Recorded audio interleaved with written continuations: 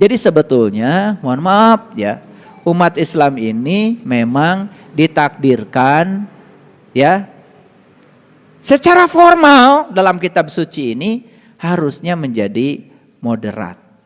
Harusnya menjadi penengah dalam segala hal. Jadi artinya kita ini ya jangan sampai keluar dari ajaran kita sendiri. Ya, ekstrim kiri, ekstrim kanan, harus di titik tengah. Nah, sekarang apa yang kita butuhkan supaya kita tetap di jalur titik tengah ini? Nah, itu yang akan saya sampaikan hari ini. Baik, kita lihat dulu. Nah, dalam Quran surat Al-Qasas ayat 28, surat ke-28 ayat 77 ya. Ini menegaskan kembali tentang moderasi dalam Islam. Kalau yang tadi kan jelas ya, wa jalnakum ummatan wasato. Jelas bahwa kamu harus jadi umat yang pertengahan. Nah, di sini perhatikan. Dan carilah pada apa yang telah dianugerahkan Allah kepadamu suatu negeri akhirat. Dan janganlah kamu melupakan bagianmu, yaitu dunia. Kalau bahasa Arabnya begini, wabtagi fi ma ataqallahu darul akhirah wala tansa nasibaka minad dunya. Wa ahsin kama ahsanallahu ilaika. Kan begitu bahasa Arabnya. Dan carilah pada apa yang telah dianugerahkan Allah kepadamu negeri akhirat. Lihat saya semuanya. Ini kalimat harus dicermati. Carilah pada apa. Makanya saya kasih tanda huruf besar. Carilah pada apa yang telah dianugerahkan Allah kepadamu negeri akhirat. Jadi cari negeri akhirat di mana? Di mana? Pada apa yang telah dianugerahkan Allah padamu. Nah, ini kalimat perlu kecerdasan menangkapnya.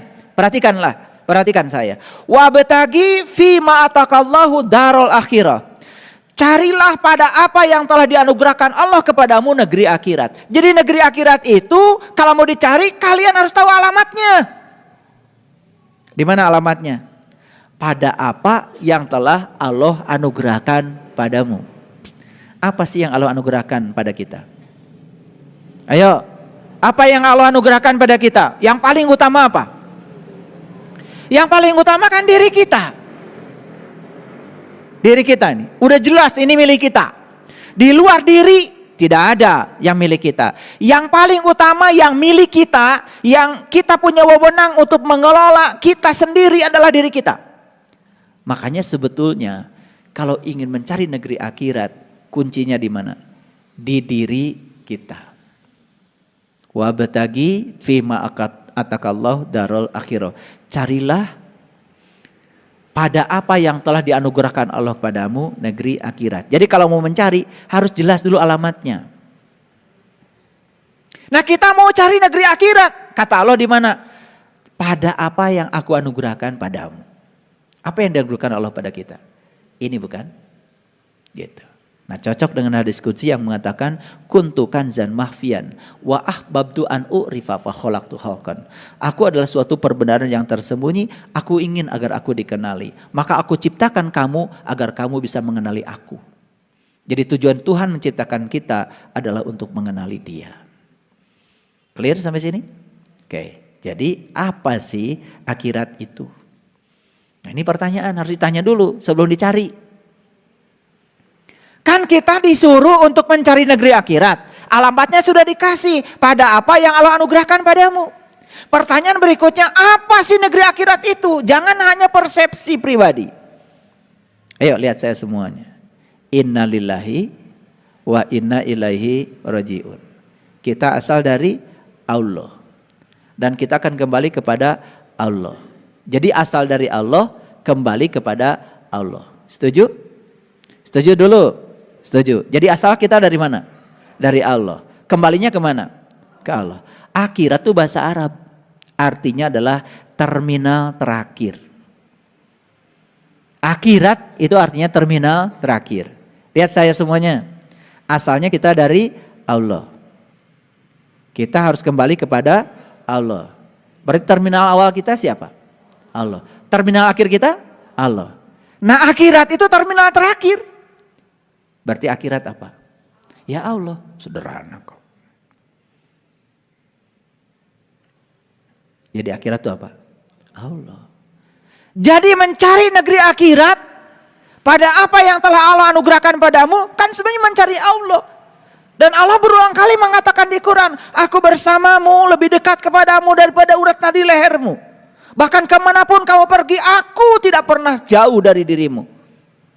Wa huwa ma'akum aynama kuntum wa nahnu aqrab ilaihi min hablil warid. Sebegitu jelas Allah ngasih alamat pada kita. Jangan keluar dari dirimu, carilah aku di dalam dirimu. Gitu. Awas, bukan berarti Allah ada di dalam. Hati-hati. Karena kalau kita mengatakan Allah ada di dalam, berarti Allah tidak ada di luar.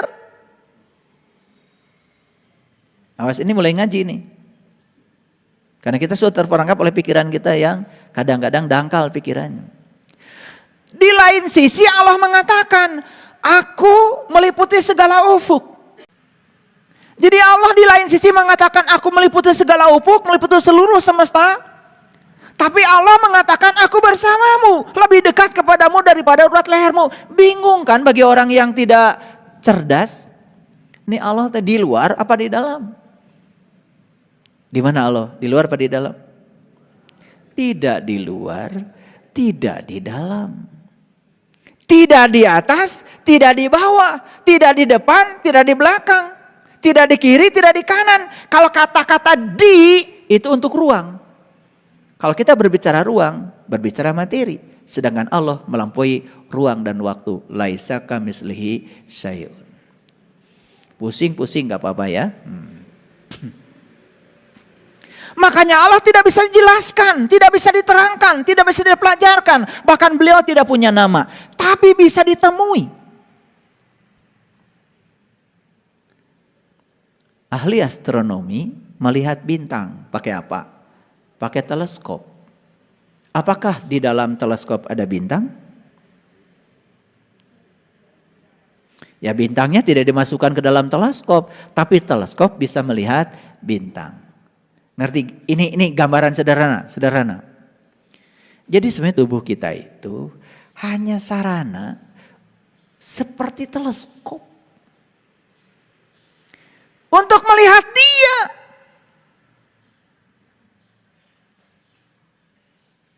Bagi yang tahu ilmunya, yang tahu caranya.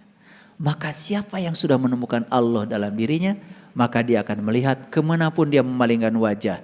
Dia akan melihat wajahnya Allah di mana-mana. Walillahil masyriqi wal maghrib fa aina matuwallu fasama wajhullah. Ini kalau dikuliahkan jadi pusing. Makanya saya tidak pernah menjelaskan ini.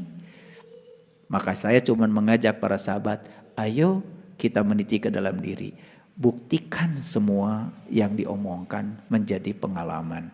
Baru kita menjadi paham. Karena pemahaman hanya lahir dari pengalaman. Malam yazuk, lam ya'rib. Yang gak ngalamin gak akan paham. Jadi paham dari pengalaman. Ayo lihat ayat ini. Lihat ayat ini. Belum sampai pada kesimpulan. Dan carilah pada apa yang telah dianugerahkan Allah kepadamu negeri akhirat. Ngerti sekarang? Setidak-tidaknya teorinya dulu. Oh, negeri akhirat itu. Terminal terakhir saya. Asal dari Allah, kembali kepada Allah. Berarti akhirat adalah Allah. Itu dulu kesimpulan dulu. Karena kita kalau udah cerita akhirat itu jadi aneh-aneh. Cerita kehidupan ini itu. Persepsi lagi. Makanya, udah tahu akhiratnya? Oke. Udah tahu alamatnya? Udah. Cukup? Belum cukup, kan harus tahu caranya. Itulah diutus para nabi, para rasul, ngajarin cara untuk menemukan akhirat pada apa yang Allah anugerahkan padamu. Oke, lihat saya semuanya. Dan janganlah kamu melupakan bagianmu di dunia ini. Ini keren kalimat ini. Karena apa? Manusia itu aslinya adalah makhluk spiritual. Manusia itu aslinya makhluk cahaya. Dibungkus oleh tubuh yang berasal dari material yang berasal dari bumi untuk berkarya di bumi. Jadi tugas kita di dunia ini adalah ngurusi dunia. Tetapi untuk ngurusi dunia kita dibekali oleh Allah nilai-nilai akhirat.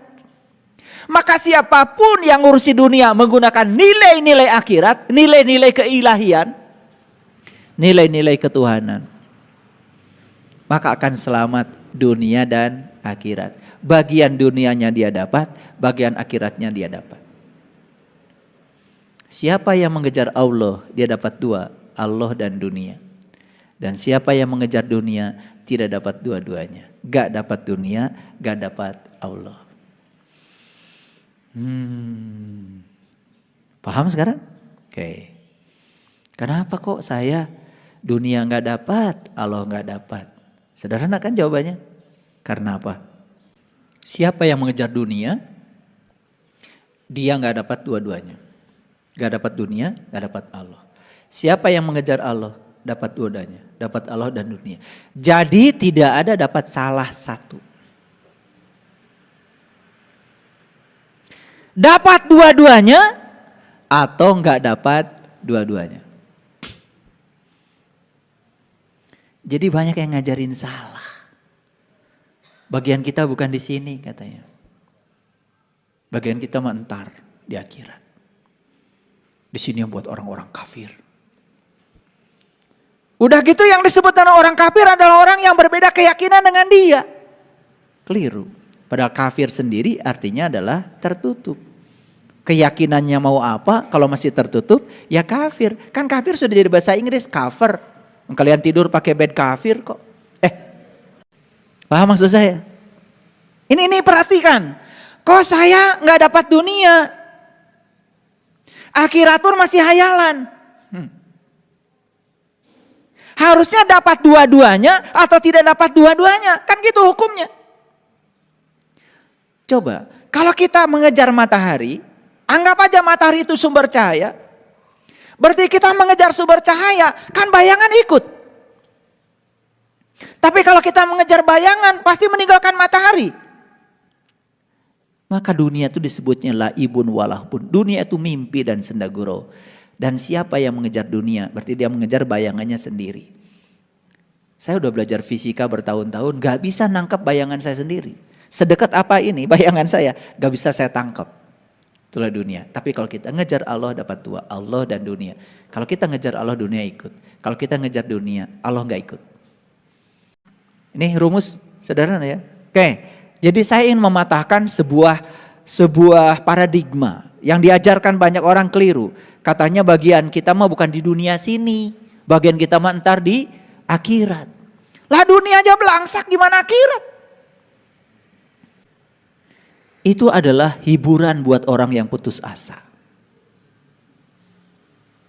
Dan harusnya dunianya sejahtera, akhiratnya bahagia. Paham maksud saya? Oke. Kenapa saya di dunia belangsak? Sederhana. Karena kamu mengejar dunia. Makanya kalau kerja jangan cari uang. Lihat saya semuanya. Kalau kerja jangan cari uang. Kerja udah aja, ya Allah, aku kerja di sini menjadi kepanjangan tanganmu untuk menyampaikan cinta kasihmu pada orang-orang yang butuh pertolonganmu. Itu saja. Jadikan aku kepanjangan tanganmu untuk menyampaikan cinta kasihmu. Itu aja.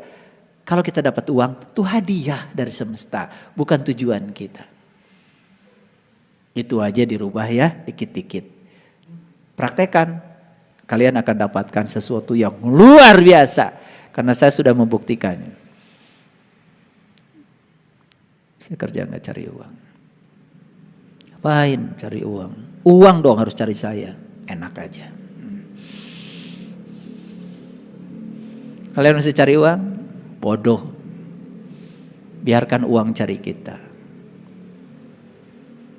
Gimana caranya uang cari kita? Ya punya keahlian. Punya kemampuan. Betul? Iya. Gimana uang cari kamu? Sekolah enggak. Punya keterampilan enggak. Punya ilmu enggak. Bisa mijit enggak? Siapa yang bisa mijit? Kalian bisa mijit aja dicari uang. Coba bisa mijit. Posting aja di IG-mu itu. Mijit sejam, langsung cenghar. Kayak bahasa Inggris. Udah, pasti uang nyari kamu. Betul? Iya. Sederhana kok. Nah, tetapi ada kalimat yang hebat di sini, perhatikan. Wa ahsin kama ahsanallahu ilaika. Kalau kamu ingin dapat dunia, kamu ingin dapat akhirat, dua-duanya kamu dapat. Wa ahsin kama ahsanallahu ilaika. Cara berbuat kebaikannya harus seperti Allah berbuat kebaikan kepadamu. Itu syaratnya. Coba, Allah berbuat kebaikan pada kita, ada keinginan enggak? Enggak ada. Allah berbuat kebaikan kepada kita karena kita baik sama Allah? Tidak. Yang baik dikasih nafas, yang gak baik dikasih nafas. Begitu cara Allah berbuat kebaikan. Tidak pernah memilih, tidak pernah memilah. Semuanya dibagi. Gitu gak kalian berbuat kebaikan? Gitu apa tidak? Jawab dong. Masa saya ngeceblek sendiri? Jawab dong. Gitu apa tidak? Ngaku. Karena kalau kalian berbuat kebaikan milih-milih. Orang baik, kalian baik sama orang. Judes dikit, ntar loh. Gitu.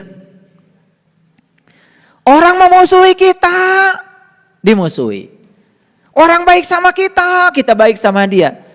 Jadi mekanisme melakukan kebaikan kita selama ini apakah sama dengan mekanisme Allah melakukan kebaikan pada kita? Sama apa tidak? Jawab. Nah kalau tidak itu penyebabnya. Kenapa Anda tidak dapat dua-duanya? Ini saya bedah dikit ya biar pada ngerti. Karena kalian kalau baca Quran kan kebanyakan. Satu hari satu juz. Iya kan? Iya, sampai nggak sadar yang dibaca itu apa. Kan yang penting pakai toa. Padahal baca tuh buat kamu, bukan buat orang lain. Orang lain juga punya kesibukan. Orang lain juga yang dengar kamu baca, sama-sama nggak ngertinya dengan kamu yang baca.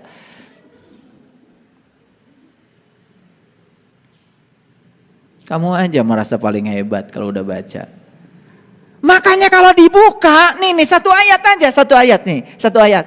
Saya tanya, kalian ingin dapat dunia dan akhirat? Yes.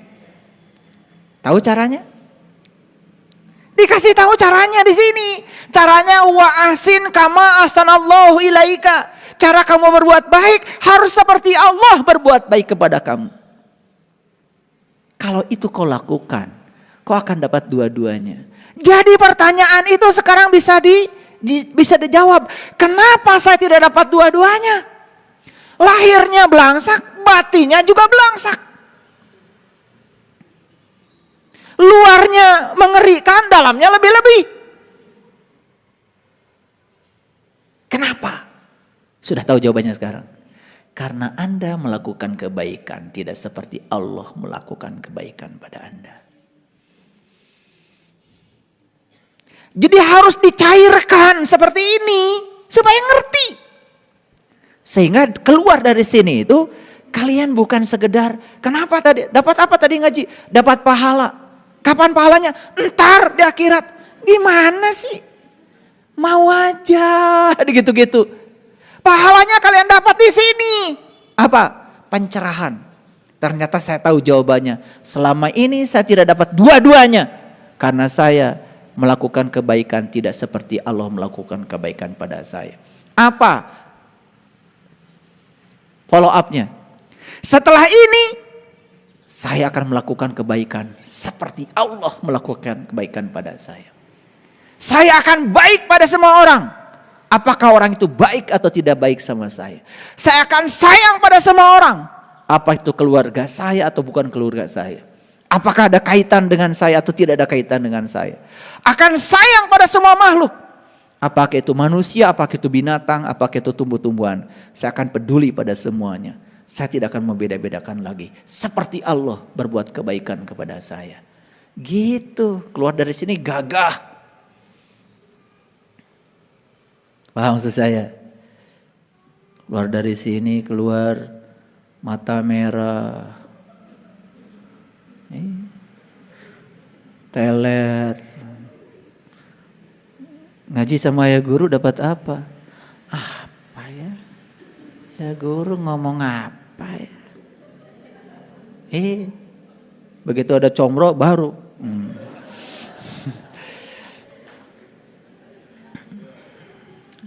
Ya kalau ngaji pengen dapat comro aja, ya kalian juga dapat comro. Kalau ngaji pengen dapat lontong, ya dapat lontong juga. Masa begitu? Ketemu satu mahal. Dan sekarang kan kalian tinggal ngikutin aja. Ya, tidak seperti saya belajar dulu. Saya belajar Quran itu aduh luar biasa sampai sakit kepala itu.